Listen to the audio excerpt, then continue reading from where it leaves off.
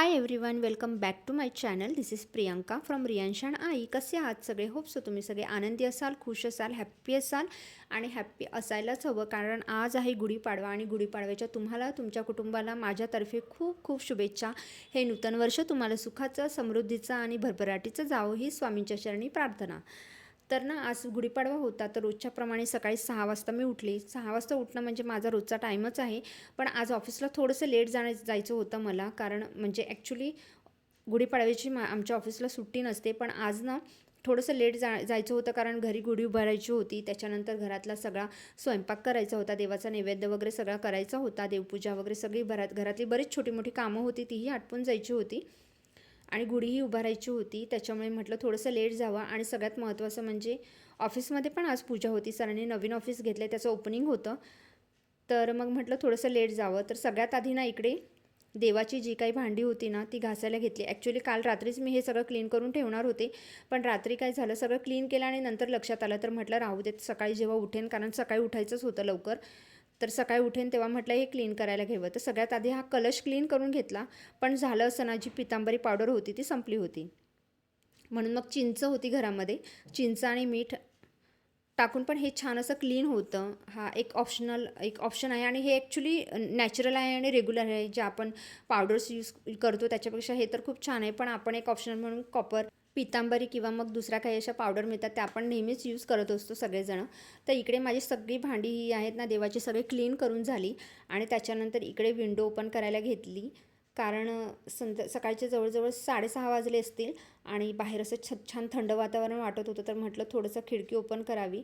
त्यानंतर ना इकडे आज मी बटाट्याची भाजी बनवायची होती, जी आपण उकडलेल्या बटाट्यांची भाजी बनवतो, काही जण त्याला उसळही म्हणतात. तर त्यासाठी इकडे ना बटाटे कुकरला लावायला घेतले. ॲक्च्युली मी टोपामध्ये वगैरे उकडत असते बटाटे, पण झालं असं ना की ऑफिसला जायचं होतं 10:30पर्यंत आणि मग खूप घाई झाली असती, सगळं आवरायचं होतं नैवेद्याचं. तर मग इकडे कुकर लावून घेतला आणि त्याच्या साईड बाय इकडे लगेच मी राईस करण्यासाठी टोपामध्ये राईस ठेवला. टोपामध्ये राईस बनवलेला मला जास्त आवडतो, म्हणजे कसं तो जरा जास्त फुलतो ॲज कम्पेअर टू आपण जो कुकरला लावतो त्यापेक्षा. तर इथे राईस आणि कुकर लावून झाला. त्याच्यानंतर इकडे सोफा वगैरे आहे ना, तो क्लीन करायला घेतला, म्हणजे साईड बाय ही कामं सगळी माझी होऊन जातील. आणि सोफा वगैरे क्लीन करून झाल्यानंतर ना ठरवलं की बाहेरून थोडंसं झाडून वगैरे घ्याव्या. ॲक्च्युली साफसफाईवाल्या ताई येतात ना, ते सगळे हे क्लीन करत असतात रोज.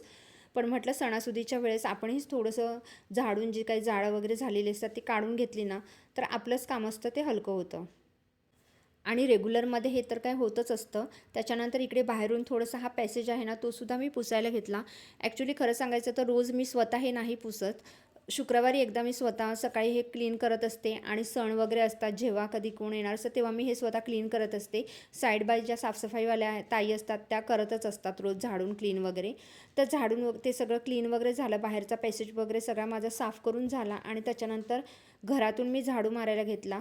ॲक्च्युली काय झालं होतं ना, बेडरूममध्ये क्लीन करायला मिळणार नव्हतं, कारण रियांश तिकडे झोपला होता आणि म्हटलं आज मी घरी आहे, त्याचे पप्पाही घरी आहेत आणि मी ऑफिसला लेट जाणार आहे, तर म्हटलं त्याला थोडंसं झोपू द्यावं. कधीकधी माझ्या कामाच्या आवाजामुळेच तो कधीकधी, आणि माझा आवाज बराच मोठा आहे त्याच्यामुळे कधीकधी तो स्वतःच उठत असतो. त्याच्यामुळे मला बेडरूम तर काय क्लीन करायची नव्हती, कारण करूही शकत नव्हते. म्हटलं रियांश उठल्यानंतर ते करून घेईल. तर हा पॅसेज, किचन आणि हॉल हे सगळं एकदम चकाचक करायचं होतं मला, त्यामुळे इकडे मी हे सगळं क्लीन करायला घेतलं. हे झाल्यानंतर मला पटापट लादीही पुसून घ्यायची आहे.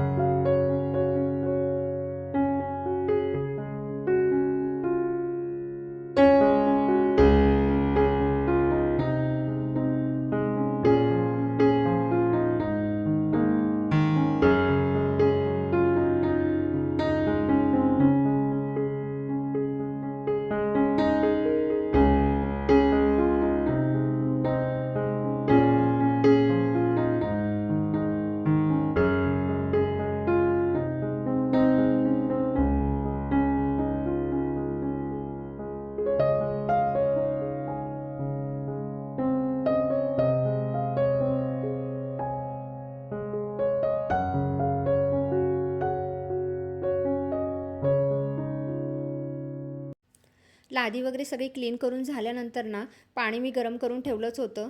तर लगेच इकडे अंघोळ वगैरे करून छान अशी फ्रेश झाले. कारण मग म्हटलं आता बाकीची कामं बरीच होती गुढीची वगैरे. रियांशचे पप्पा बाहेर गेले होते आणि लगेच इकडे रियांशी माझ्या आवाजामुळे उठलाच होता. ॲक्च्युली कसं असतं ना, रोज ॲक्च्युली त्याला आधीपासून लवकर उठण्याची सवय आहे. कारण रोज मी ऑफिसला जाताना त्याला घेऊन जात असते. पप्पा जेव्हा घरी असतात ना तेव्हाच तो घरी असतो आणि मी जेव्हा घरी असते तेव्हाच तो घरी असतो. तर तोही उठला होता आणि त्याच्यानंतर मग फ्रेश वगैरे झाले आणि माझा टी टाईम, रिलॅक्स टाईम. आणि आभाळ जरी कोसळलं तरी चहा माझ्याकडून कधी सुटणार नाही आहे. तर रियांशला थोडंसं एंटरटेन करत इकडे मी चहा एन्जॉय करते. ॲक्च्युली कसं ना, रियांश अजून फ्रेश व्हायचा होता, तो जस्ट उठला होता, त्याच्यामुळे त्याचा ब्रश वगैरे हे सगळं बाकीच होतं. तर म्हटलं आता इकडे छान असा रिलॅक्सपणे चहा घ्यावा, कारण बरीच कामं झाली होती सकाळपासून. जवळजवळ आता ना सकाळचे 8 वाजले होते. 2 तास बरीच कामं माझी झाली होती. चहा वगैरे घेऊन झाला आणि इकडे नैवेद्याच्या तयारीला लागले. आज ही बटाटे माझे उकडले होते, तर बटाट्याची भाजी करायची होती, श्रीखंड करायचं होतं. म्हणजे श्रीखंड मी रेडीमेड आणलं होतं, जे आपल्याला वारणाचं श्रीखंड वगैरे जे मिळतं ते. आणि त्याच्यानंतर पुऱ्या करायच्या होत्या आणि राईस पण झाला होता, पण पीठ वगैरे मळायचं राहिलं होतं. तर इकडे ना साईड बाय लगेच इकडे ही भाजी करून घेतली. ॲक्च्युली बटाट्याची भाजी माझी वन ऑफ दी फेवरेट आहे, मला भरपूर आवडते. तर असा माझा नैवेद्य रेडी झाला आहे तसा. आणि त्याच्यानंतर यांचे पप्पा वगैरे आले, ते दोघंही फ्रेश झाले, त्यांचा नाश्ता वगैरे सगळं झाला आणि आम्ही इकडे गुढी उभारण्याची तयारी करतो आहे.